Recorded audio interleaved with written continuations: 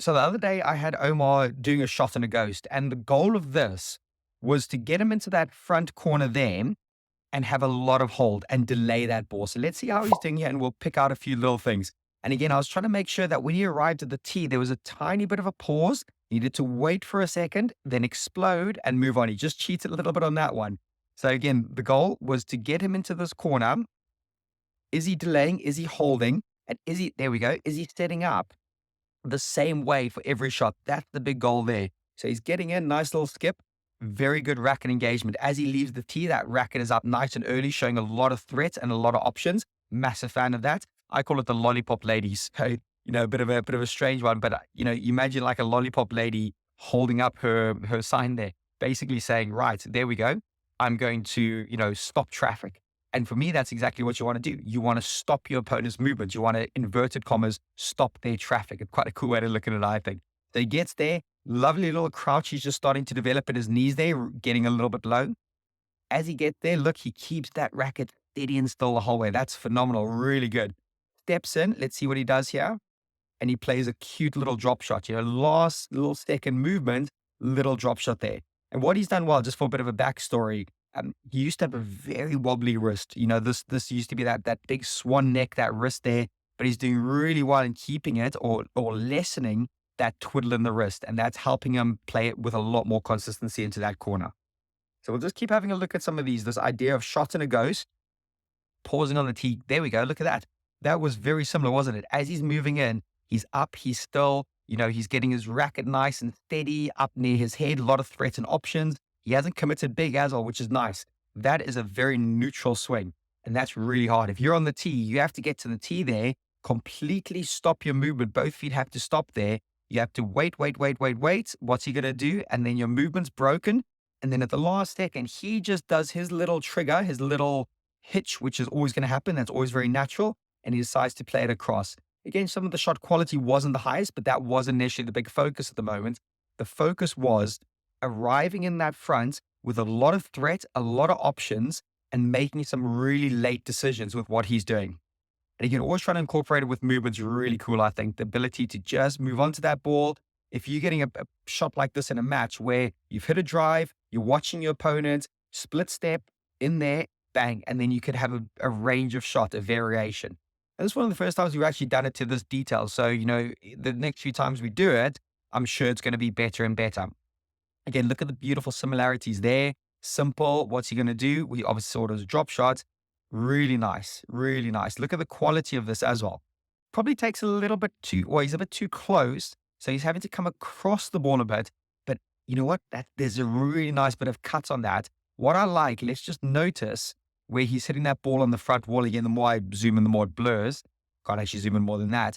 But then look at where it's landing. That for me is the key bit. Floorboard squash. That, just that little bit away from that sidewall. I think that's key because ultimately what I do a lot of work on is I'm trying to get my players to win shots up and down and using the width to win points, rather than focusing so much about how low you need to get it, in a safe area, but glue it to the sidewall. I think that's such a simple, good way to get better and more attacking.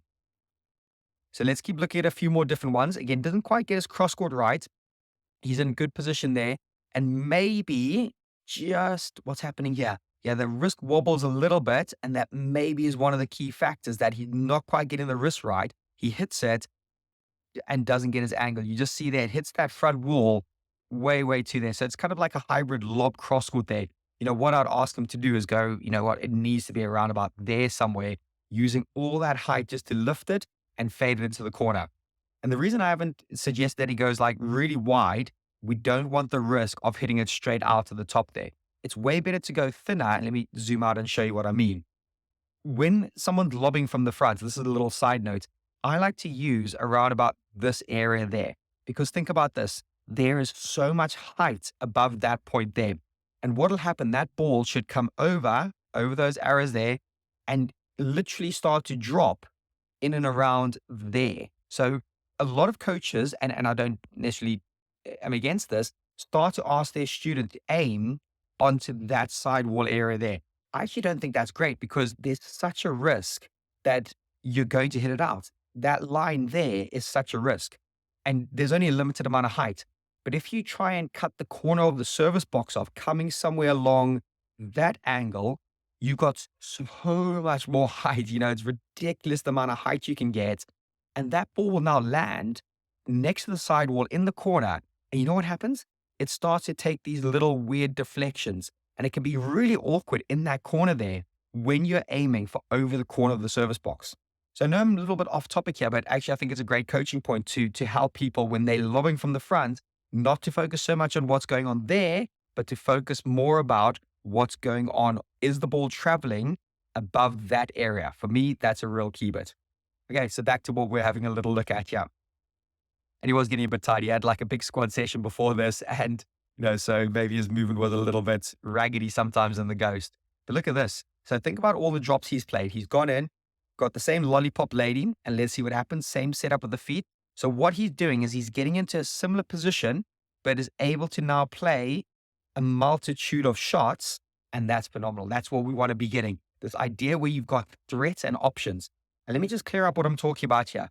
Threats is the ability to have the racket up and still for longer. That shows threat. It shows like, right, I'm here for business.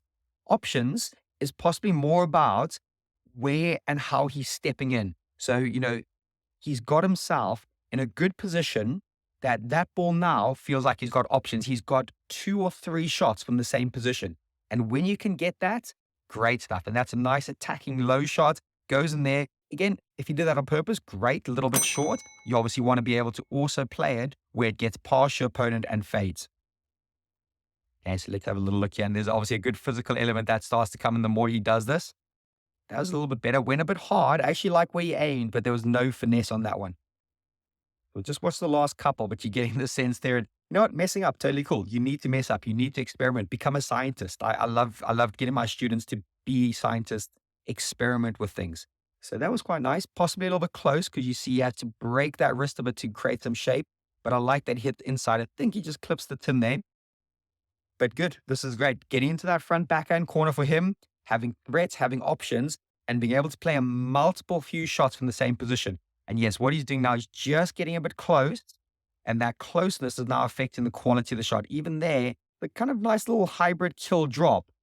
But the last point I'm going to make is that spacing. And you can just see, there we go.